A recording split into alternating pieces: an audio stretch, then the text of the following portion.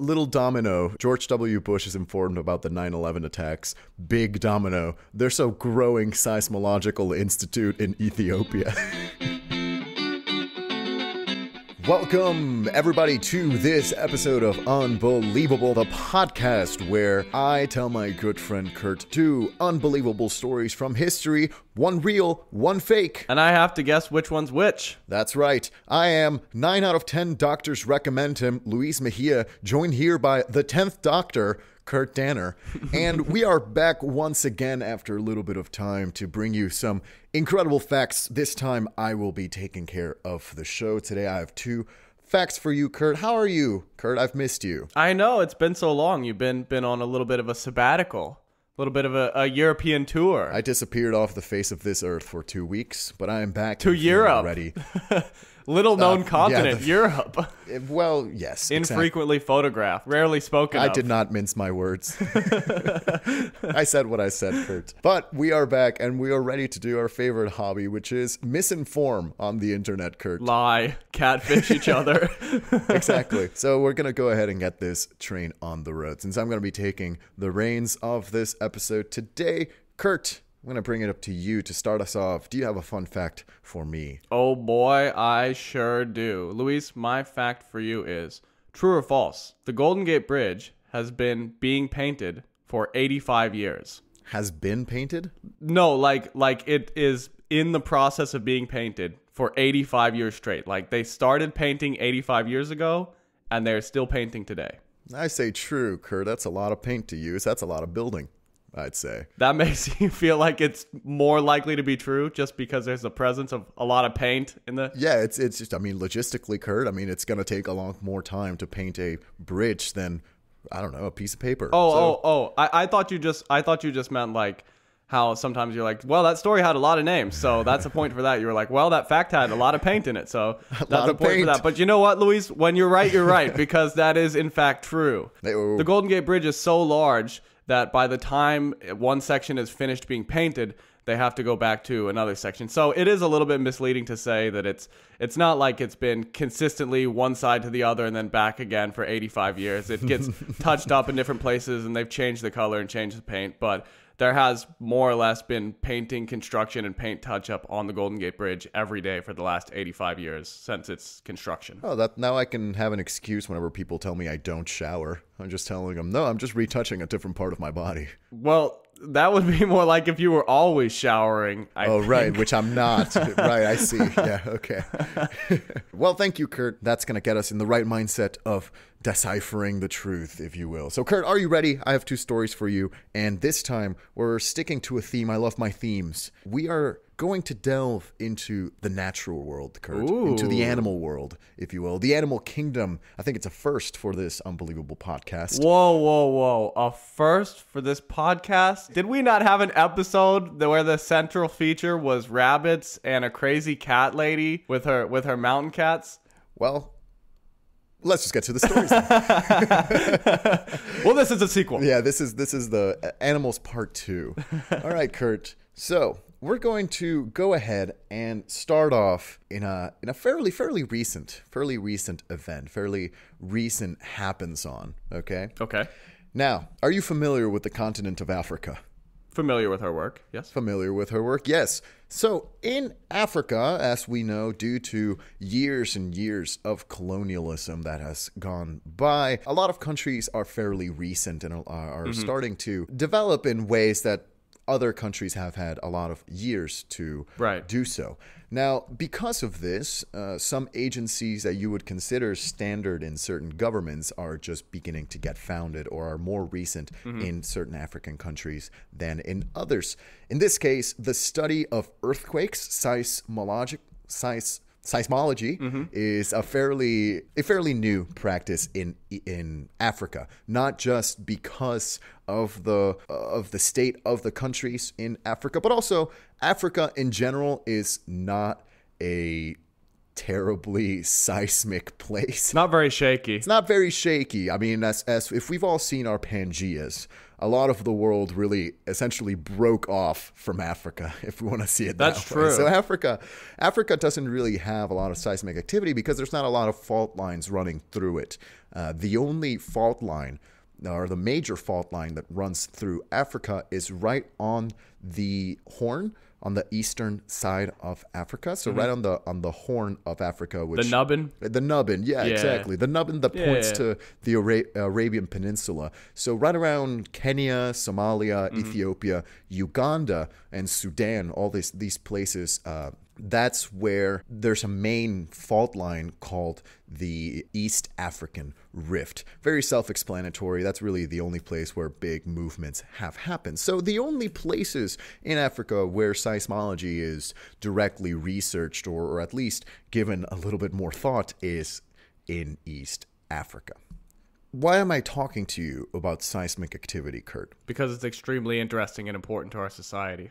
Exactly, Kurt. As someone that is in Mexico and earthquakes happen all the time, I like to see where the burgeoning science of seismology, what it looks like around the world. Now, by the way, viewers at home, there was our Mexico cameo. Please mark that off on your bingo card. The Mexico cameo and the Luis story. Exactly. we always gotta have it, Kurt. I can't stay away for too long. Now, the old flame, really calling me back like a siren into the ocean. Yeah. Now, around the year 2000, actually on the year 2000, good year. Very good year, a seismological research center started being built in Ethiopia, in the capital of Ethiopia. Addis Ababa is the name of the capital. Now, this research center, it's the first of its kind in the African continent, and it's in Ethiopia because it's one of the, I guess, wealthier countries in that region of Africa. It's right on the fault line. It would be the very best place to have some sort of seismological research center. You know what that makes me think? Every time there's something like that where it's something that would be really cool to the people in your field or your community, but to other people it would just kind of be here or there. I always think like, man, that must be rough to go home for whatever holiday dinner or whatever family gathering, and people are like, so what are you doing? And you're like, I'm working in the first seismology lab in all of Africa. And people are like, yeah, but like, who cares? And you'd be like, no, you don't understand. I am the only seismology major in the University of Ethiopia. Yeah, and your brother like plays football in college, and they're like, but he's D1 athlete. Yeah, the seismological team, research team of Addis Ababa is not huge, but it's huge enough. It's big enough that they're starting to actually build a research center for this. Now they're gonna stop these earthquakes. We are putting together a team. Hold everything together. Everyone, hold everything down. These earthquakes have met their foe, have met their match. Anyway, in 2000, they start building this, and it's partly funded by the Iranian government. The Iranian government actually has a bit of a... it's the closest government that has a significant stake in seismology. Okay. Funny enough. So Iran is helping out, Iranian scientists, Iranian researchers are helping out Ethiopia build this seismological research center. Nice. And they're starting in Ethiopia exactly because it's in the Eastern Rift. They're on it, right? So they can more easily gather data from it. They're riding the rift. The Rift Riders is actually the name on the outside of the research center. Now, when it opens in 2000, it opens a couple months later, the range that the sensors, which are sensors that are placed in the ground all over Ethiopia, the range of this research center, considering it's so new, it's fairly rudimentary, it only reaches Ethiopia and some neighboring countries like Somalia, maybe parts of Uganda. Oh, so only a few countries. Well, two, Kurt. Could never compare to my D1 athlete brother. My first research center in Africa only reaches 2 countries. Yeah, the University of Addis Ababa football team has been all over the world. Now, it doesn't have too much range, but that's basically a good start, to figure out getting data, to start gathering data, start training those that are going to be working in this facility. Now, months go by, and the researchers at the Addis Ababa Seismological Research Institute, is the official translated name, are finding that despite being on a major rift and a major fault line, still seismic activity is not huge in Africa, just in general. So they're getting mild quakes, maybe 1 or 2 every couple months. nothing too special. Maybe some vibrations here and there. Again, very basic, very mild stuff, which if you're a upstart seismological institute like this one, that's fine. I mean, you don't want a lot of action. No, you want one of the cool earthquakes. Come on. Gotta make the headlines somehow. I guess so, Kurt. But you know what? We'll give them a break. They've just been 6 months into their operation. Nothing goes too wrong. They're starting small. Yeah, exactly. They're growing. It's, again, they're building up to an upstart. They're looking for their first set of Silicon Valley investments. They just need their first big break. Yeah, one of these. A big story, one big headline. Now, a year later, they decide to expand the range of the Seismological Institute. So they set up, they go around and they start planting more of these sensors around Africa that will all connect to, or Eastern Africa that will all connect to back to the facility in Addis Ababa. Now here, something interesting happens. Once the range expands beyond Ethiopia and is actually covering most of Somalia, all of Uganda, a lot of Kenya, and a bunch of Sudan and what would then become South Sudan, within weeks, they start getting a massive increase of readings. Whoa. If we were reading back then, when the range was so limited, only a couple quakes every couple months, they are getting around an average of 2 to 3 earthquakes every single day. Wow. But they didn't think that there would be very many earthquakes there, right? Because it's farther from the fault line. Yeah, this is a huge increase. And not only that, this is surprising for a couple reasons. Firstly, it's this constant action. It's constant moving. But it almost seems at very specific times. Like, you get a quake in the morning, a quake in the afternoon, and then random other quake intervals. So that's a little bit off-putting. And not only that, but the quakes that are being reported, the shaking of the ground lasts fairly long. So I don't know in how many earthquakes you've been in, but earthquakes typically That's a very personal question, Luis. Were you not prepared to answer this question in the podcast today? I apologize, Kurt. Should have prepped you. That was not on the list of questions. I apologize, Kurt. Well, you know, I don't know what your expertise in earthquakes throughout your life has been, Kurt, but I have been in several minor earthquakes, nothing too great, but typically they tend to last no longer than 30 seconds. You know, it's a very quick thing, unless it's a major event. Earthquakes last 10 seconds, 15 seconds, which if you're in the middle of dinner is terrifying, I will say. But generally, they last a maximum of 30 seconds. Let's put it there. These earthquakes, which are being reported every day, are lasting around 45 seconds to a minute, maybe even longer. Interesting. So the researchers at this facility are befuddled, confused, more synonyms of the same thing to say amazed at just everything that's happening here. This is very strange, okay? To the point where scientists at this facility, at this research institute, start to think, okay, this is a glitch. We installed these wrong. We must have done something wrong in the broadening of the seismological range here, to the point where we're getting these daily readings that are ridiculous. They are beyond anything that we have ever seen before.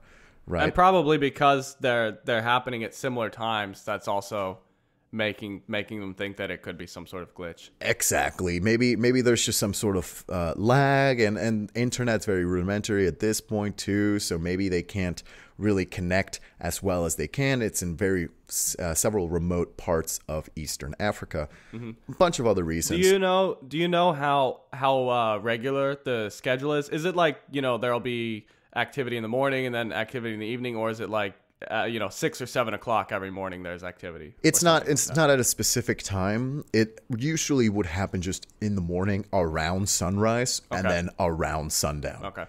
You know, things of the sort. It's regular enough, maybe not necessarily by hour, but regular enough where you're like, okay, something's going on. Okay. So the researchers at the seismological research facility, they say, okay, we're probably not fully able to grasp what this all means. We're going to contact the Iranian government and the Iranian scientists that help us put this on here and see if they can help us figure out this glitch or tell us what's going on.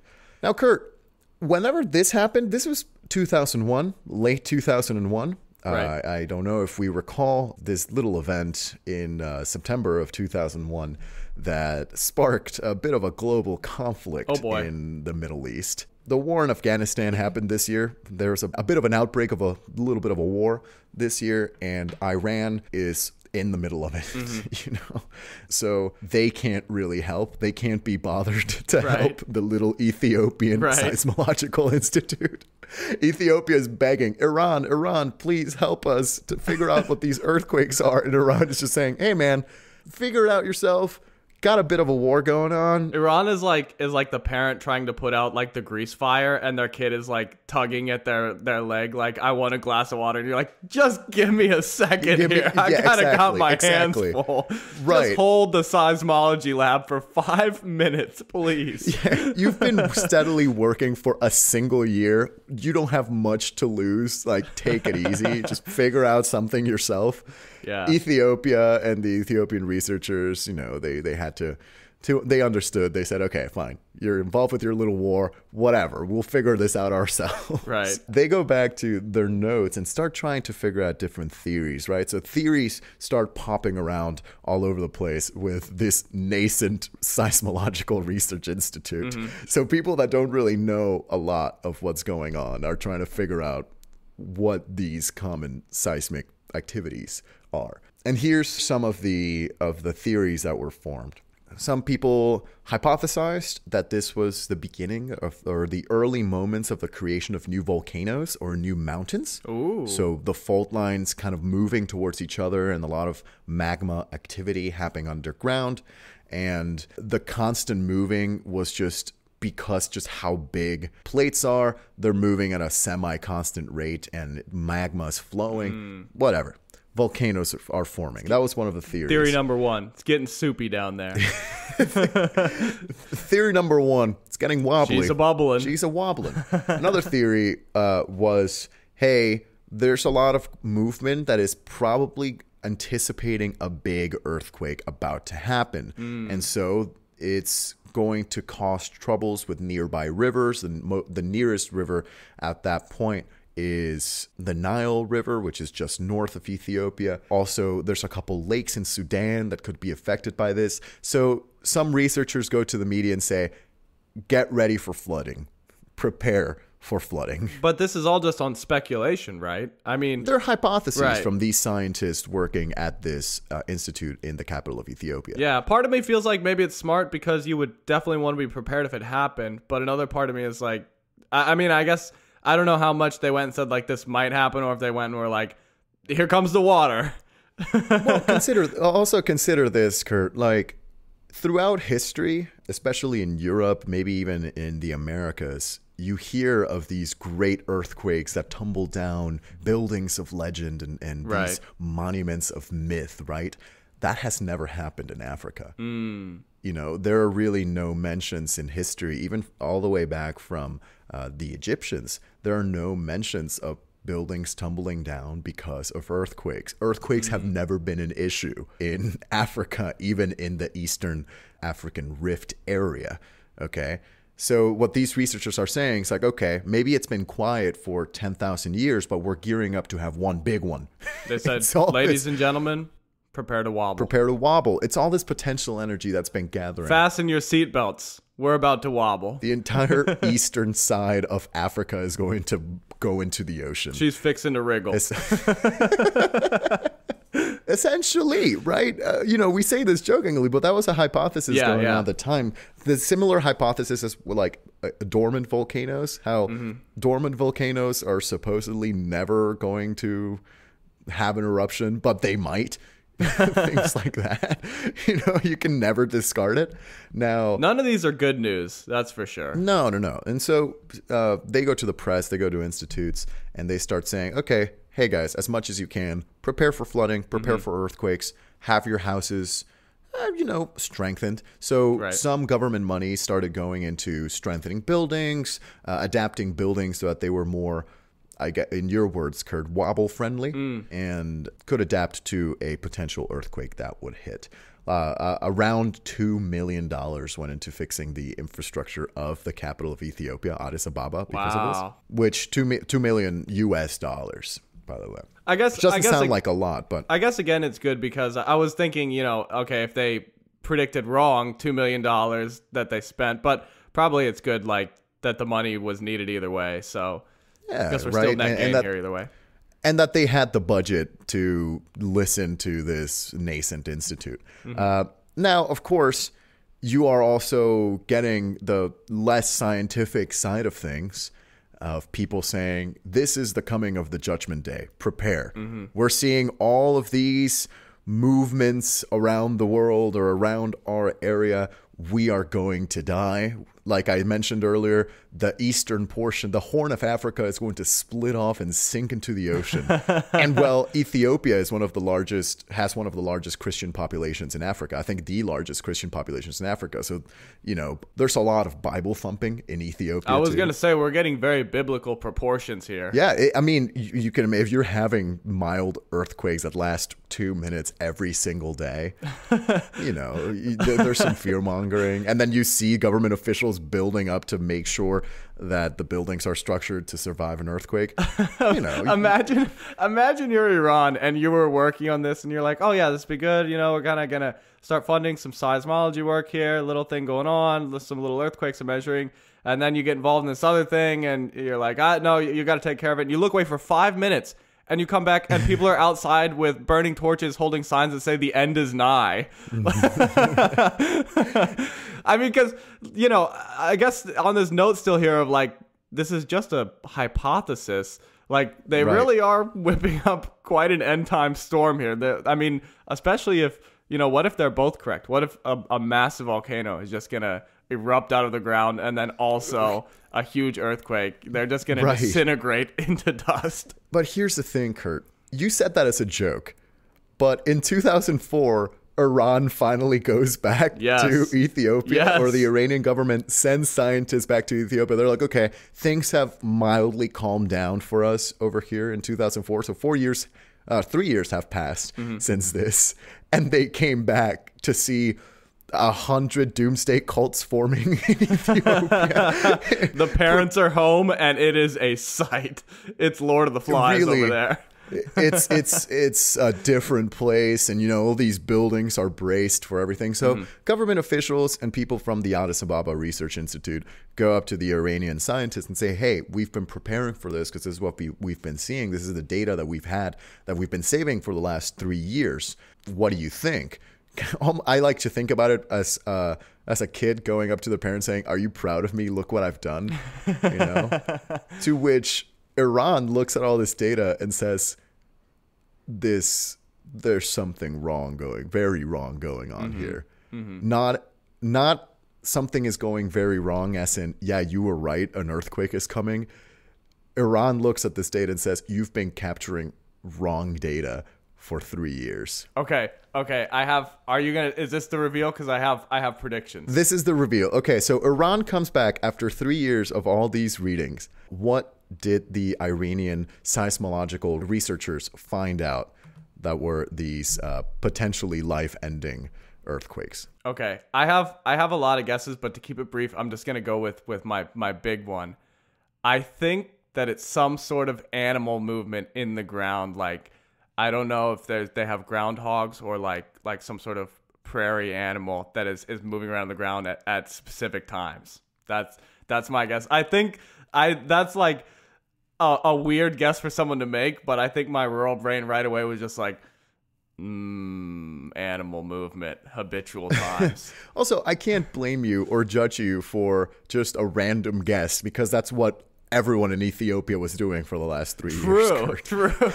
So your hypothesis is probably as good as any. Oh, wait, you know what? Let me add to it. And also, the groundhogs are imminently going to rise up out of the ground and push East Africa into the ocean. So I still need my $2 million for anti-groundhog infrastructure and other measures. $2 million for my anti-groundhog defense. The groundhogs are the real enemy. Yeah. No, Kurt, you were actually fairly close. So what happens is the Iranian researchers go out to, test these sensors. And they're finding out that a lot of these readings are coming from Sudan and what would then become South Sudan. And they go to these hills where these sensors are, and what do they see? Sheep. Nothing but sheep. As far as the eye can see. Oh. It's just fields, hills. Everywhere you look is sheep.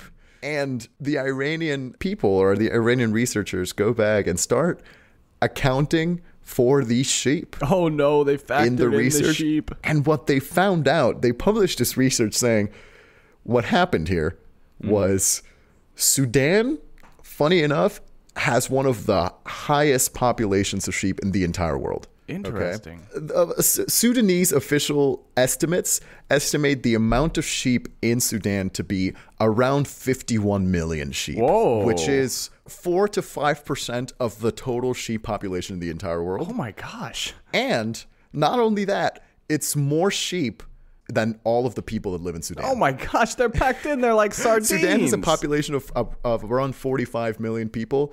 There's around 6 million more sheep than Sudanese people. And what was happening here is that around this time, 2003, 2002, there was a big plague in sheep around that area because this whole part of Africa, like eastern part of Africa, is big into sheep herding. Right. Interestingly. Right.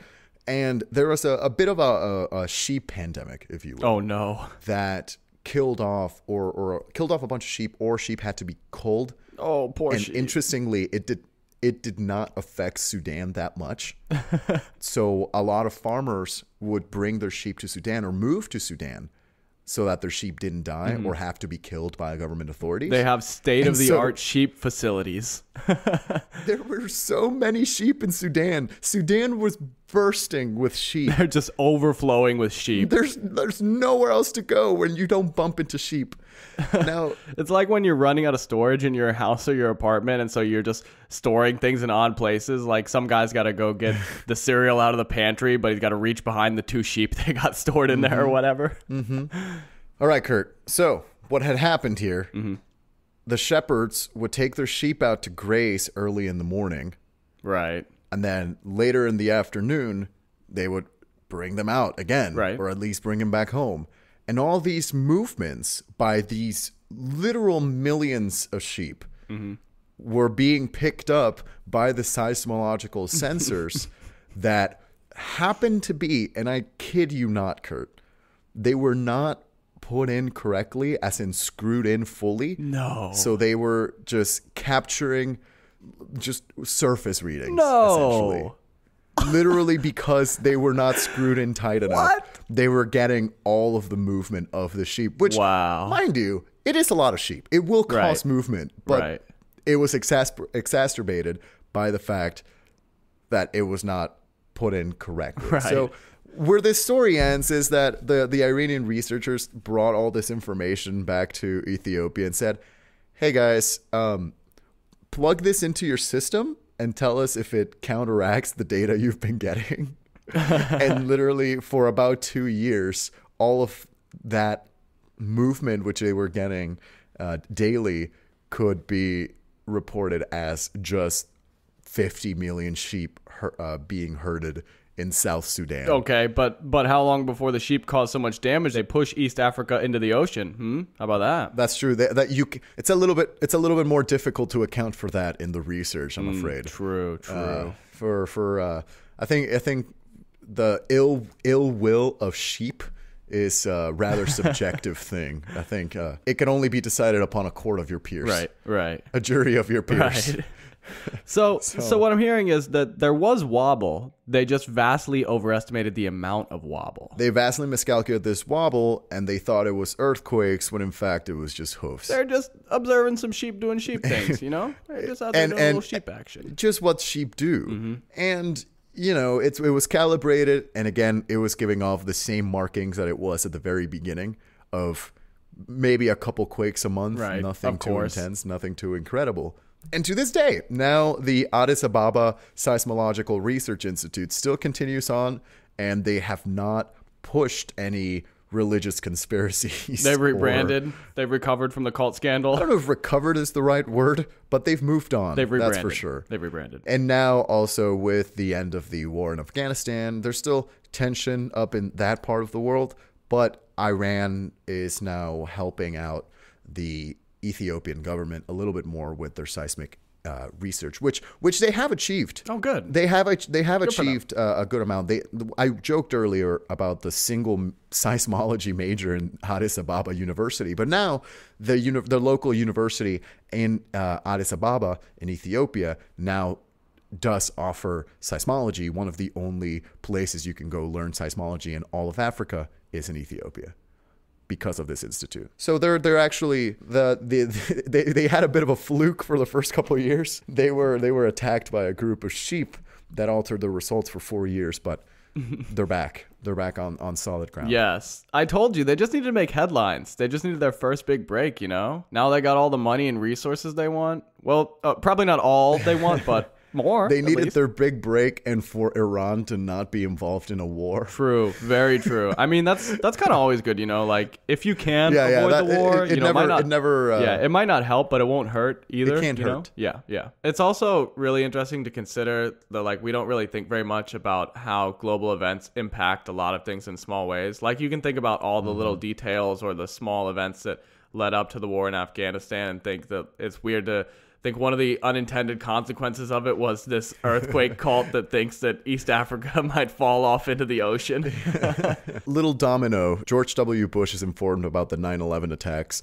Big domino. There's a growing seismological institute in Ethiopia. See, yeah, and you can even go backwards, because I think what's the weirdest piece of history connected to George Bush? Probably 2000's election. So, little domino, hanging Chad, big domino, earthquake cult in East Africa. Yeah. No, it's so, I don't know. It's just a whole lot of combination. And sometimes what's more powerful is just people's imaginations and sheep, you know? Yeah, it's a very human story for sure. It's really fun. And we can check off Ethiopia for another country we had not visited yet in this podcast. Oh, yeah. So, I'll add that to our list. Scratch it off from our little scratch off world map. All right, Kurt. So that was the first story. Ready for the second one? Yes, let's do it. I almost forgot that we had the animal theme there until the end. Then the sheep. Boom, surprise reveal. The sheep. This sheep cameo. Yeah, it was like a Marvel movie where it's like there's the sheep and then they pause for the audience to applaud in the movie theater. The sheep. You thought they were dead. Here they are, back. And here they are. All right, Kurt. So the first one, I feel like I was just telling you a quick tale between friends, you know, hanging out. Imagine we're in our former apartment back in the day, just talking. This next one, there's a little bit more of a narrative, a little bit of a story, if you will, Kurt, because I think this one deserves a little bit more drama, a little bit more chutzpah, okay? Yes. Now, we're going to go back in time, Kurt. We're going to go back to the year 1876. Good year. Very good year indeed. And we're going to the beautiful, beautiful rolling hills of Kentucky in the United States, more specifically Bath County, Kentucky. More specifically, even the town of Olympia Springs. Okay? It is March of 1876, and it's a beautiful early day. It's around midday. People are going around their times, and there's a farm. There's a farm here in Olympia Springs. Big in this surprise. Beautiful. All right, Kurt. But there's in this beautiful spring day, we have the Crouch family. Mrs. Crouch is outside on the lawn making her own soap. You know, typical Kentucky in the 1870s activity. That could be typical Kentucky in the 1970s activity. Hey, and that's not even a dig. Never a bad time to make soap, okay? Never a bad time to make soap. When all of a sudden, Mrs. Crouch... I wasn't saying that to the audience. I was saying that to you, Luis. It's never a bad time to get some soap. Right. It's never too late. Informed. Yeah. Okay, Kurt. All right. I've had it. Please, continue. Now, Mrs. Crouch starts to notice something interesting at this point. She's making soap, normal Kentucky day in 1876, and she starts seeing this peculiar rain. It's a clear day, very clear day, but it starts raining.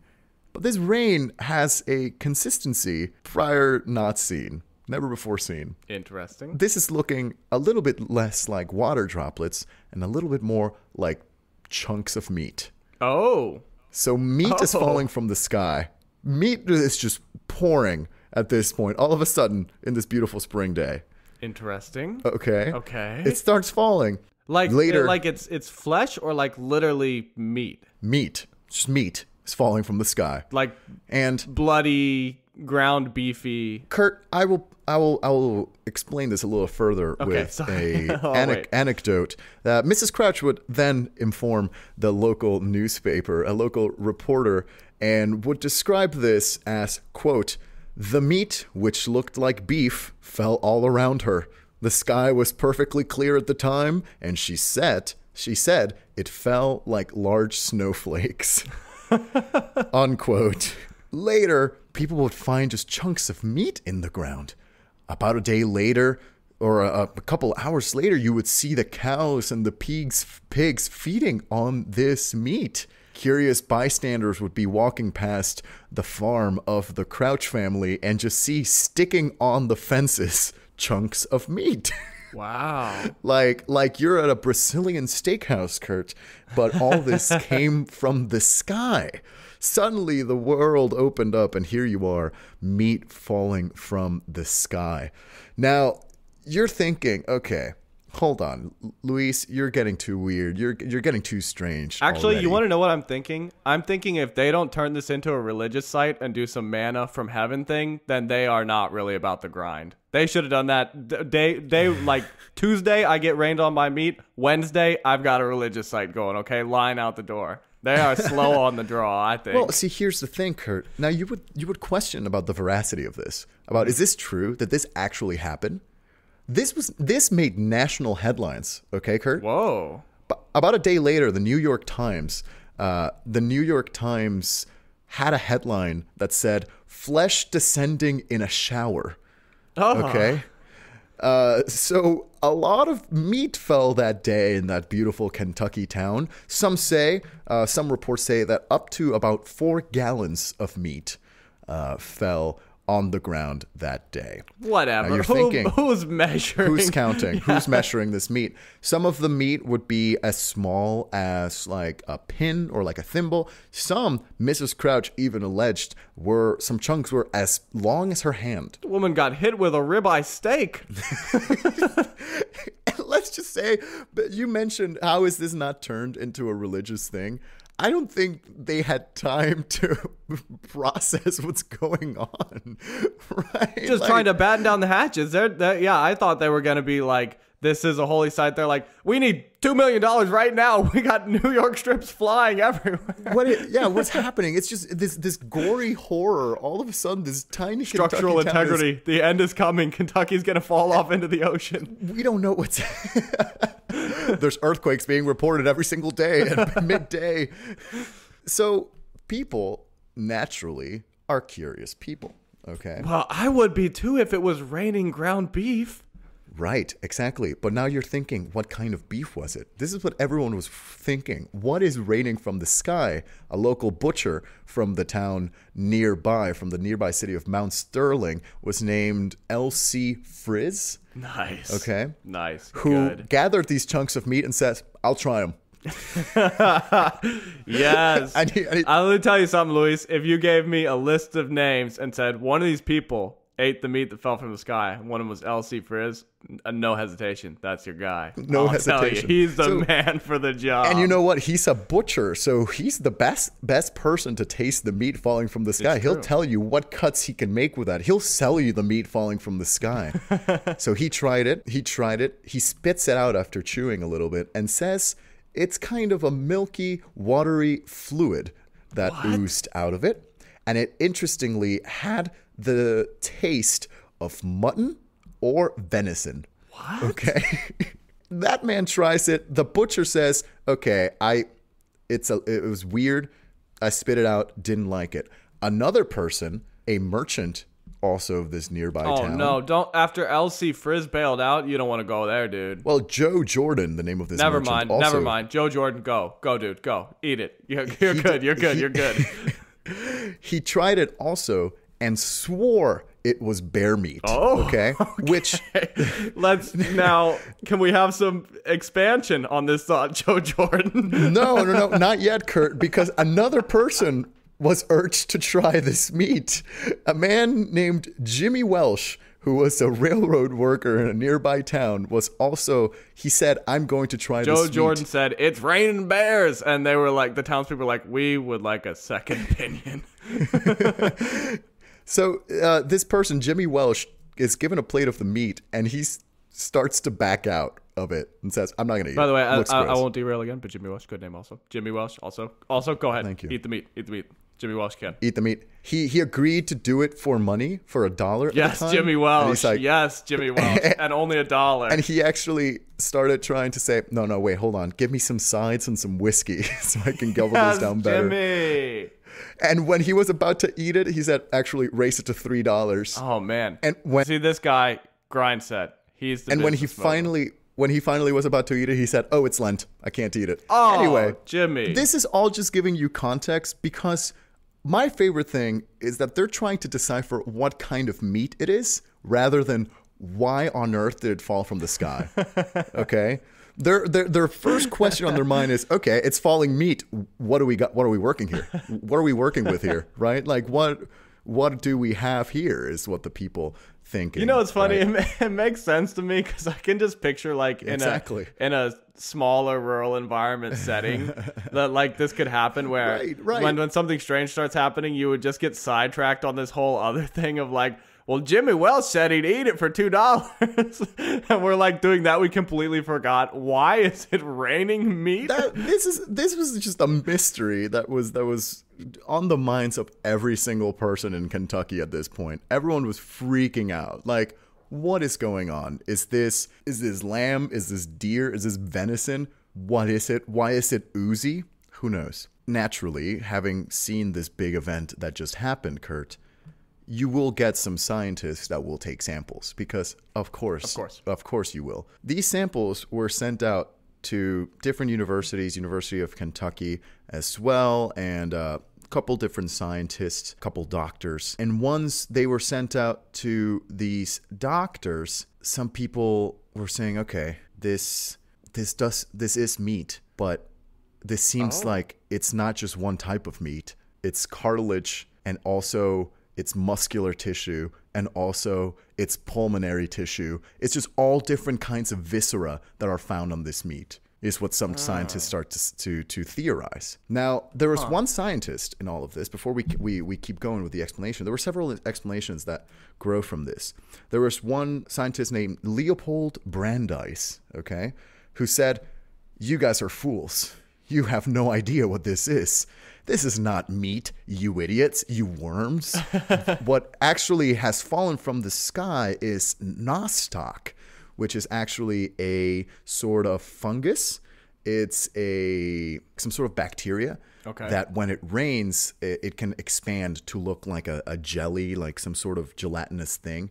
So you guys are just confusing this gelatinous fungus, this bacteria, to be meat, and you guys are all wrong. What was their scientific process?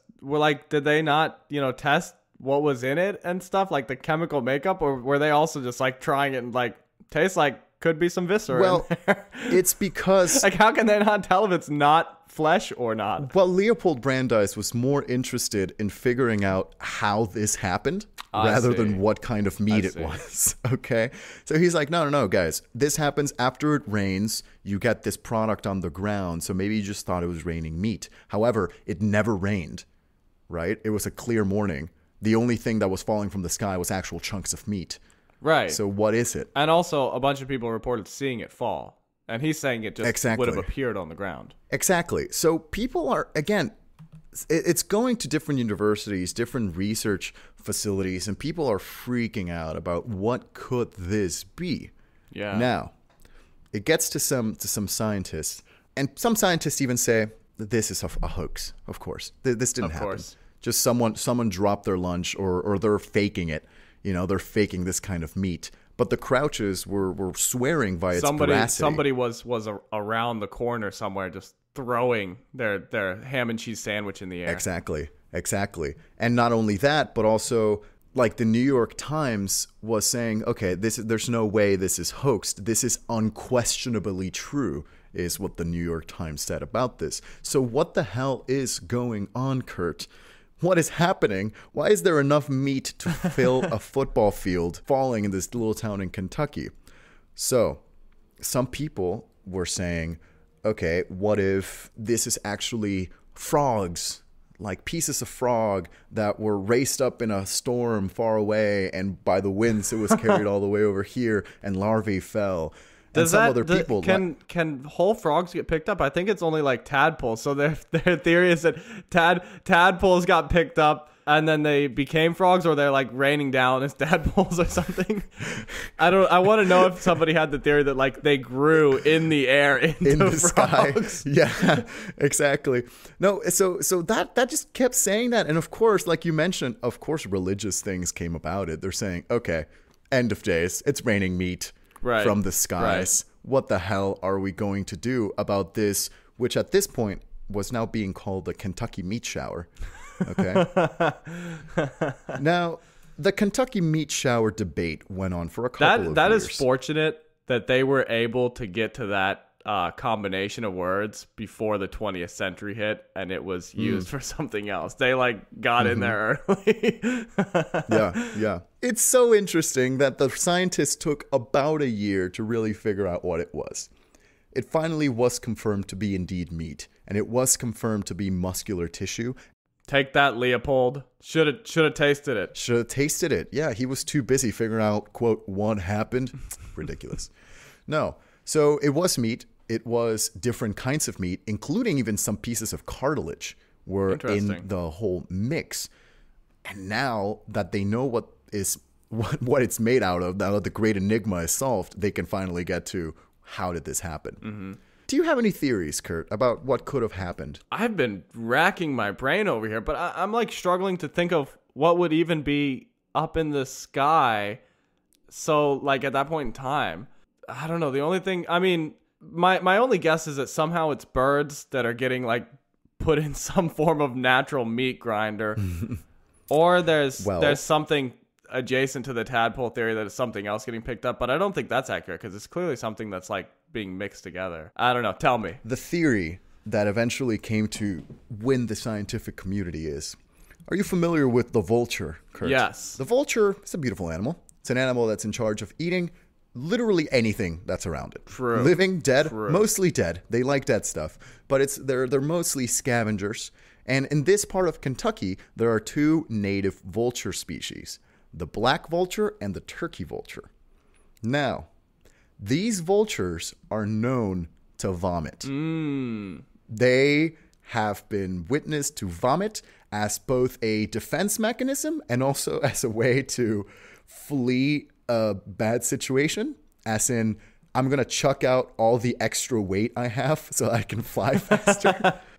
And these two vultures, again, they are native to this part of Kentucky. We should do that as humans. Imagine if you were like watching the Olympics and every like sprinter throws up halfway through. Right.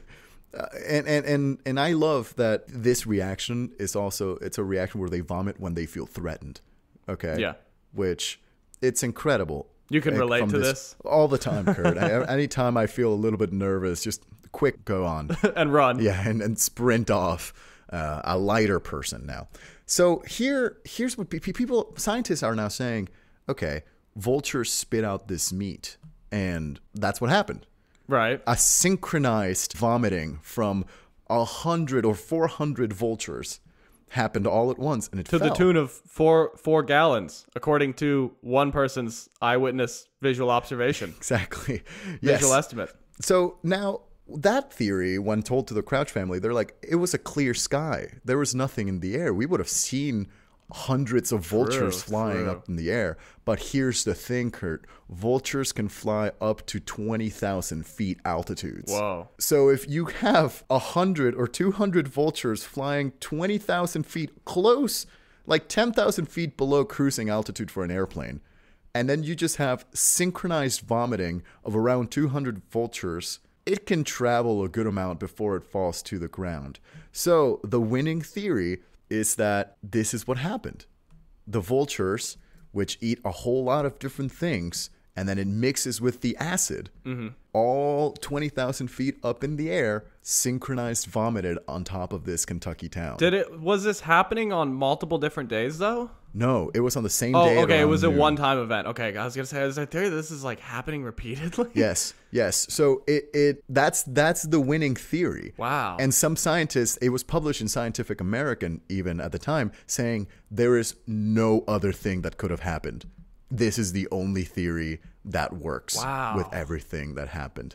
Now that we know that this was vulture upchuck, right? It gives a little bit of a different story to Elsie Frizz, the butcher who tried this thing. No, let me tell you something. Elsie Frizz, he knew the risks. That man, he knew what he was getting into. Joe Jordan, I don't know if I can speak for him. I don't know much about Joe Jordan, but Elsie Frizz, he was ready to play. Okay, he came to play. So this is what happened. To this day, there are still a piece that remains, like a surviving sample from the shower, from the Kentucky meat shower. It's still living in storage at Transylvania University in Kentucky, and to this day, it's still held in the storage room behind 3 locked doors. Wow. And that's what supposedly happened in March the 3rd of 1876. They want to make sure no one can get in there to taste it. It's the forbidden meat, Kurt. It really is.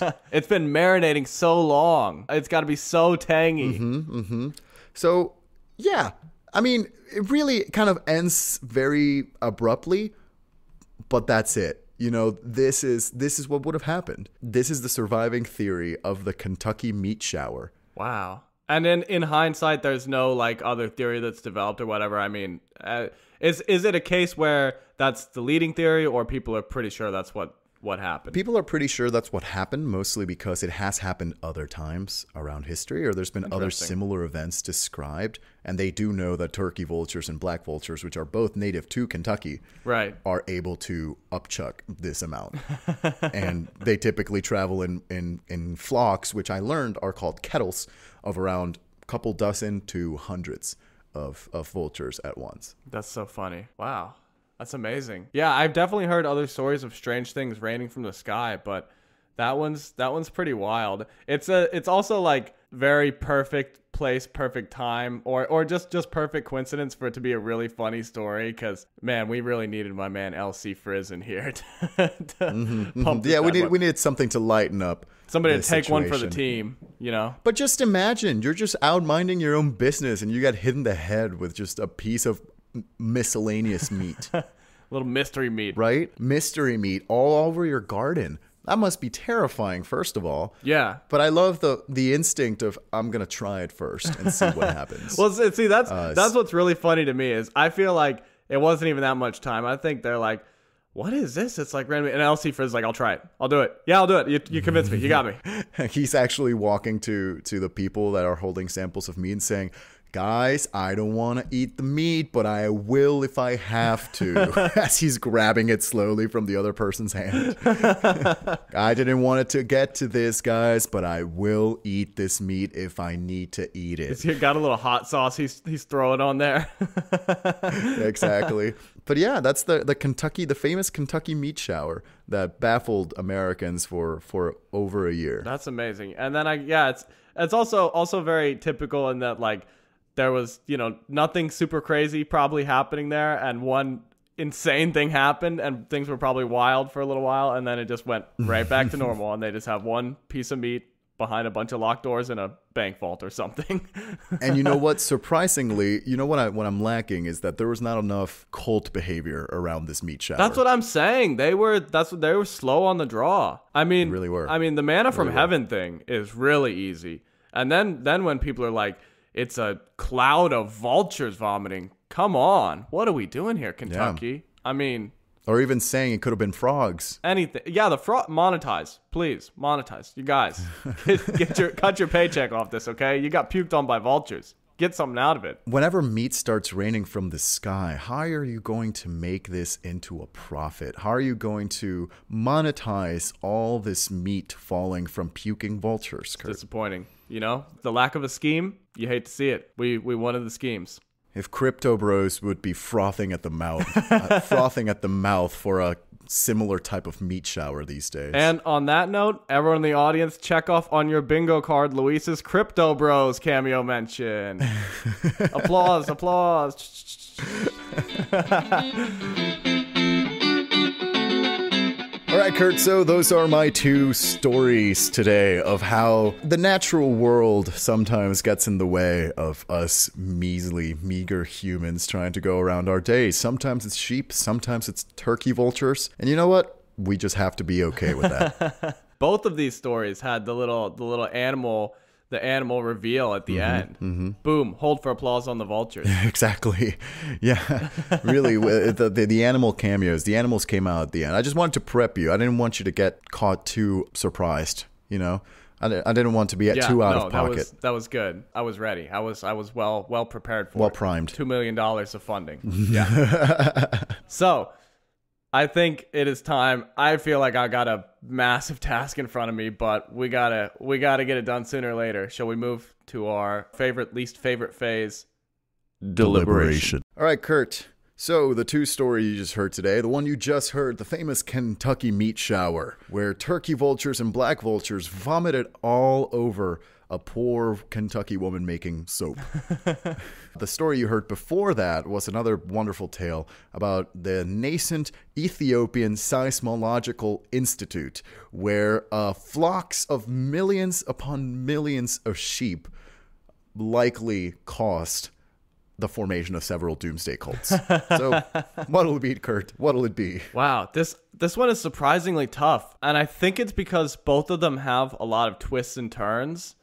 And you know, I had some guesses about what was going to happen with the first story, but the second story, I completely just could not come up with anything. So both of them just had me thinking the whole time, and I think because of that, it distracted me a lot from being able to think about which one was real or not. But what I will say, as far as details, I think that the first one felt more like it was a research topic, and the second one felt more like a narrative story, which I know you said it was going to be, but also maybe it's cleverly done to trick me, but it makes me feel like the first one feels more like things that you learned, and the second one feels more like some knowledge you had that was pieced together into an invented narrative. And I really appreciate all the character names, banger character names. I like appreciate the offering to distract me with that if those were made up character names. If they were not, I'm so happy. But on that note, I think I'm going to have to take my chances, because I'm actually not super confident. This is just my best guess, but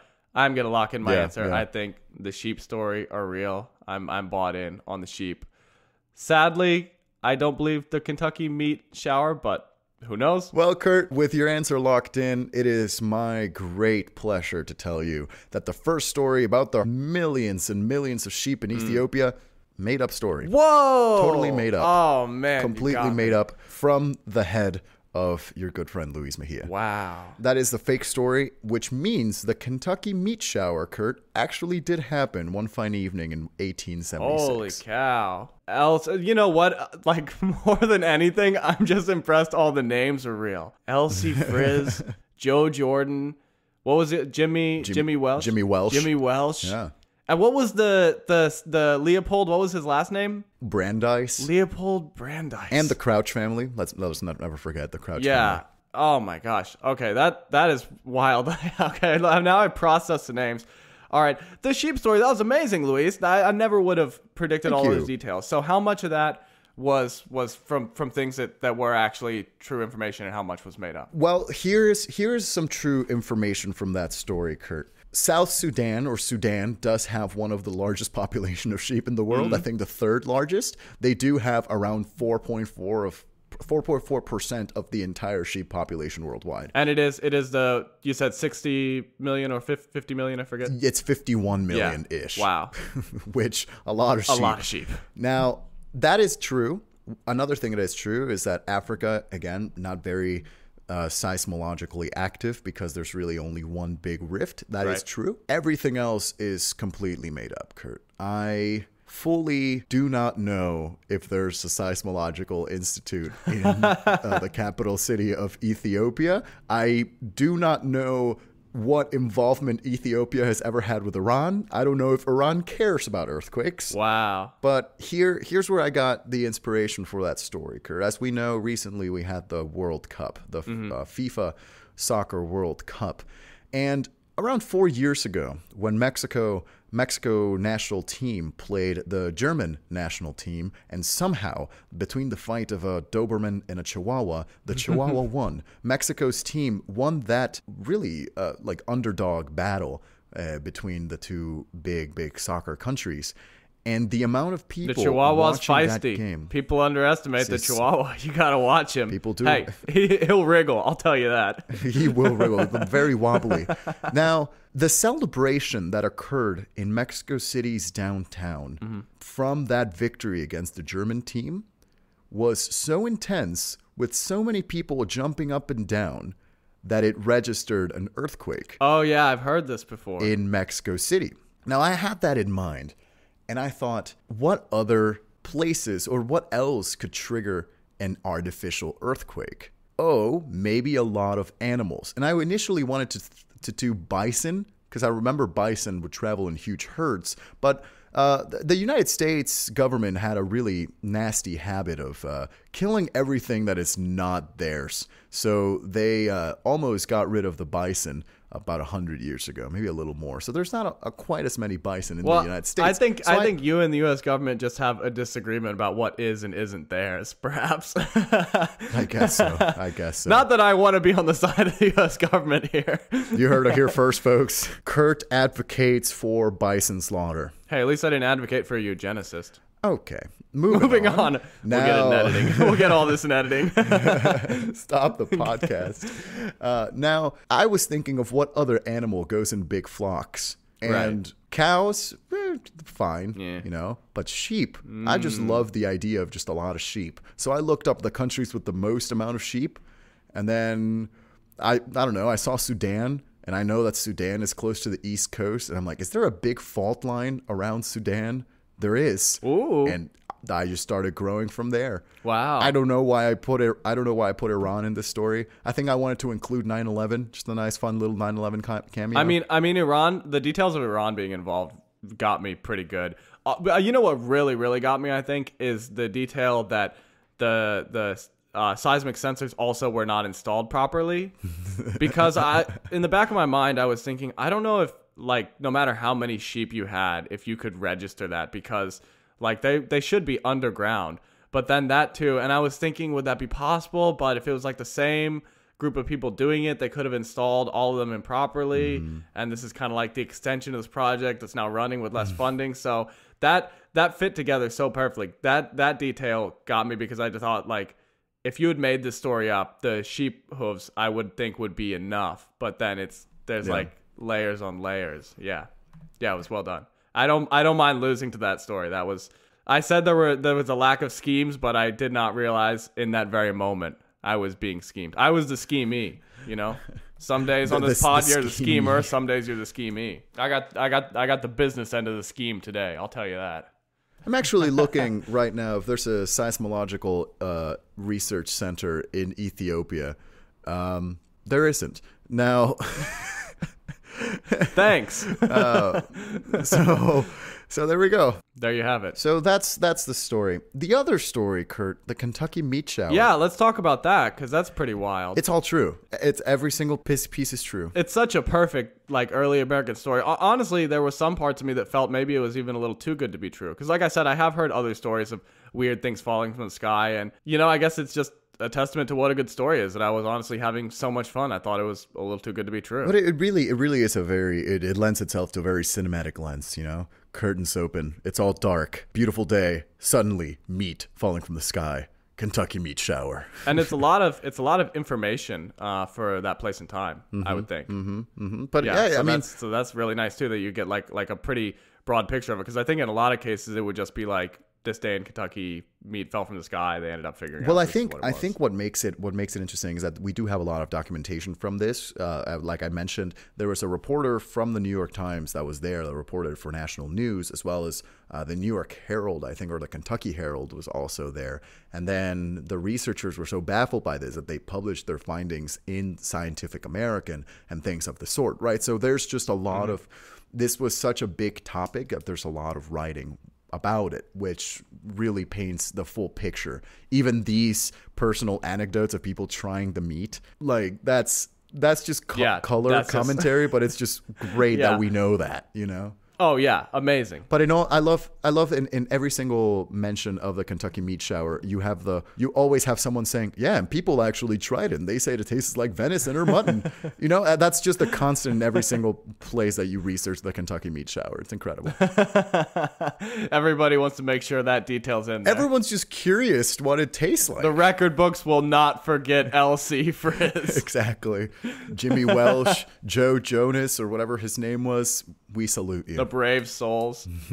So, Luis, tell me what our score is up to, and then I have a little detail to tell you about it. Well, Kurt, now the score, I'm taking the lead once again, I'm afraid. It is 4-2. With me having fooled you 4 times, Curtis. And by the way, that it's looking, Kurt, this might be the last episode of 2022. So we can look forward to a new year of a lot of fooling, a lot of scheming, and very grateful to have continued this journey for this year. And I'm glad that I've been able to fool you for the majority of this year. Yes, Kurt. I am too. And you know, we're actually coming up on the 1-year anniversary of this podcast. So everybody stay tuned for that. We'll have a special episode then. Well, we won't get too caught up in thanking you, but it's been a wonderful year, a lovely 2022. Thank you for spending it here with us. We've been Unbelievable Podcast with Kurt and Luis. Thank you so much for listening to this episode. Did you get it right? Were you able to figure out whether or not the Kentucky meat shower was a euphemism or a real thing?